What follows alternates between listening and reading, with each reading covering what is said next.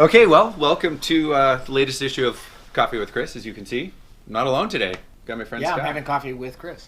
Right? Yeah, It's cheers. that's a little Yeah. meta. Cheers. So, I've got mine. I hope you've got yours. And what we're talking about today is very timely. More people now potentially working at home. Yeah. And you're a professional. You do a lot of your work on the road. You also do a lot of your work at home. Yep. So, I'm hoping that you have some ideas for people about how to be efficient when you're Sure, home. Like, sure. you're your own boss. Yeah. I've been my own boss and working from home for a long time, for the better part of the last 20 years. And I think there's a lot that goes into it as far as what we need to do to prepare ourselves for the workflow. Because there's nobody there sort of Right. telling me what to do. There's nobody there looking at my deadlines. There's nobody there checking my calendar or the other things that can be helpful as far as productivity at work. So wait, so let me get this. You're home by yourself. Your spouse is at work. Yeah. Your kids are at school, and you're not just having a party? I mean, I would love to just have a party every day, but I'm just then saying. I wouldn't get paid. You know? have coffee. Yeah, I've got coffee. Okay. Well, and that therein lies actually one of the first things that Okay. I think about not only just being self-employed, but working at home away from an office situation. You have to understand is that every time that you decide to have a party, Yeah. or better yet, you decide to go do the dishes, you decide to walk the dog, you decide to do some of your other sort of to-do, tasky type Million things at different home, things. you're not doing the work that actually then pays you. Yeah. Right? Okay. And so we do have to think in terms of a sort of a self-discipline as you started talking about, in a way to still be as productive as we are, or potentially more productive as we are when we're at work. Okay. Right? When we're physically in the building or with other people that we work with. All right, so tell us two things that you do that viewers can adopt Yeah. if they're starting to work From home. From I think the first thing that's really important is to understand the difference between your work list, your work to-do list, the tasks you need to get done, and the home stuff that Okay. you're automatically going to feel sort of this drive to do. You're at home. And you again, see that dirty laundry. you see the laundry, you gotta- see the dishes, you know you have to hit the grocery store, like whatever the case may be.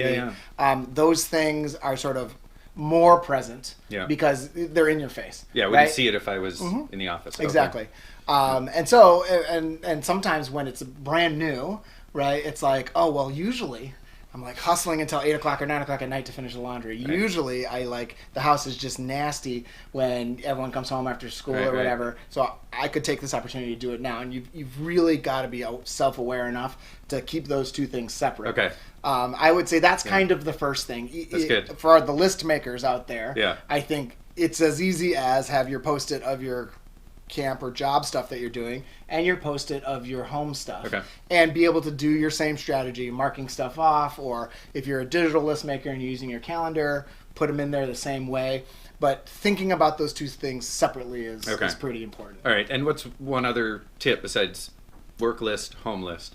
I think understand your own distractions as far as your own workflow. When we're around other people and we're on a project or we're writing something or we have some deliverable that we're trying to get to our boss or whatever, we tend to stay focused on that because of the partnership. Because I got to give this to my boss who's just in the other office. Right. You, And you so owe them. There's an accountability piece right Yeah. there. Well, that's when you take that away, right? You have to be aware of your own distractions. And so something that sort of, I'll just give everybody an example, like a personal example of myself. One of the things that I noticed is that no matter how into the thing that I am, I can't really go much more than about a half an hour, 45 minutes before I really do need to sort of shake it up and change directions. And that's really just a productivity piece that I've found. I can be really into writing an article, let's say. 45 minutes into it, I notice that my brain just starts picking up and thinking about other things. And that's when is that when the mouse like fades over to open the new tab? Yes, exactly. Some stuff could be on Amazon that maybe went on I sale. That wasn't on sale 2 minutes ago. I mean, maybe. Just saying. Yes. Okay. Those kinds of things. But you have to know. I have to notice those things, and then be accommodating to those things, right? So instead of it distracting me to the point where I'm decreasing the quality of what I'm doing, I stop. And I try to shift gears. Sometimes that means I do take the list of at-home stuff and I'll run upstairs and I'll change the laundry. Or I'll go upstairs and when we had a dog, I'll go walk the dog, or Yeah. whatever the case may be. Right.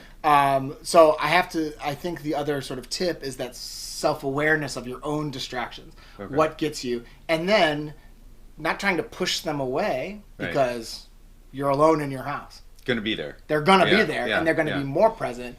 Yeah. I try to take the route of accommodating them and saying, okay, what am I being distracted about?